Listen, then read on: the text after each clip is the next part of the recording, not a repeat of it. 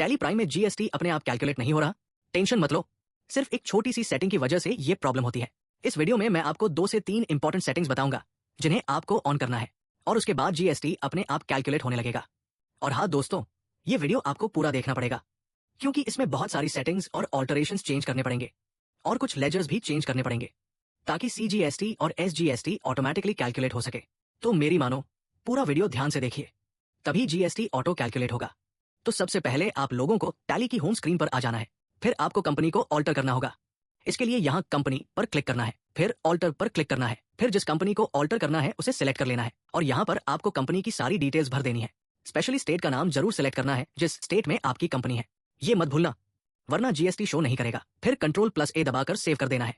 उसके बाद 2 बार एस्केप दबाकर वापस होम स्क्रीन पर आ जाना है। फिर होम स्क्रीन पर आने के बाद आपको F11 प्रेस करना है।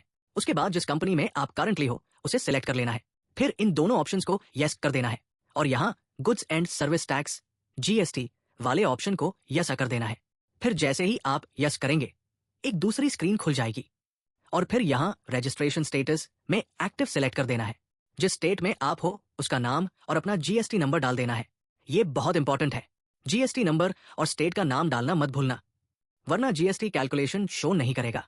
आप अभी एजुकेशन पर्पस के लिए जीएसटी नंबर कुछ भी डाल सकते हो, लेकिन एक बात का ध्यान रखना, जीएसटी नंबर के पहले 2 डिजिट उसी स्टेट के होने चाहिए जिस स्टेट में आपकी कंपनी है।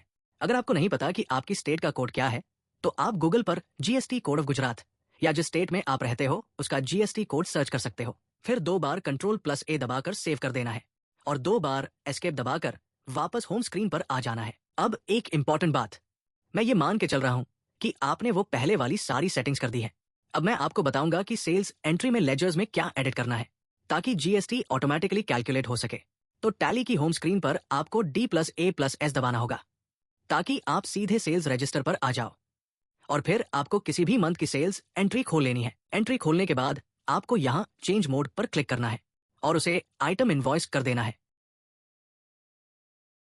और फिर आपको यहाँ जहाँ लालू लिखा है आपके यहाँ कुछ और भी लिखा हो सकता है, जैसे डेप्टर का नाम, उसका लेजर खोल लेना है। लेजर खोलने के लिए जहाँ डेप्टर का नाम लिखा है वहां आ जाना है और कीबोर्ड पर Ctrl+Enter दबाना है और फिर यहाँ आपको डेप्टर की कंपनी जिस स्टेट में है उसका नाम लिख देना है। मेरा यहाँ गुजरात है इसलिए मैं गुजरात सेलेक्ट कर रहा हूँ। उस डेप्टर का जीएसटी नंबर भी डाल लेना है। ध्यान रहे, जीएसटी नंबर उसी स्टेट का होना चाहिए जिस स्टेट में उसकी कंपनी है। फिर 2 बार Ctrl+A दबाना है जिससे आप सेल्स के बटन पर आ जाओगे। फिर जब आप सेल्स वाले बटन पर हो तब आपको Ctrl+Enter दबाना है। अब आपको ये पूरी स्क्रीन कॉपी कर लेनी है, जैसे मेरी स्क्रीन में आ रहा है बिल्कुल वैसे का वैसा आपकी स्क्रीन में भी होना चाहिए। अगर कुछ अलग हो तो उसे चेंज कर लेना है। फिर आपको Ctrl+A दबाकर सेव कर लेना है। अब आपको स्टॉक आइटम पर आकर एडिट करने के लिए Ctrl+Enter दबाना है।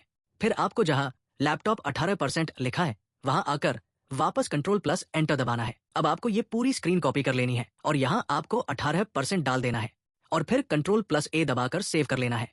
तो आप पहले वाली स्क्रीन पर आ जाओगे और यहाँ आपको जीएसटी एप्लीकेबिलिटीज को एप्लीकेबल कर देना है और सारी सेटिंग्स बिल्कुल सेम टू सेम कॉपी कर लेनी है।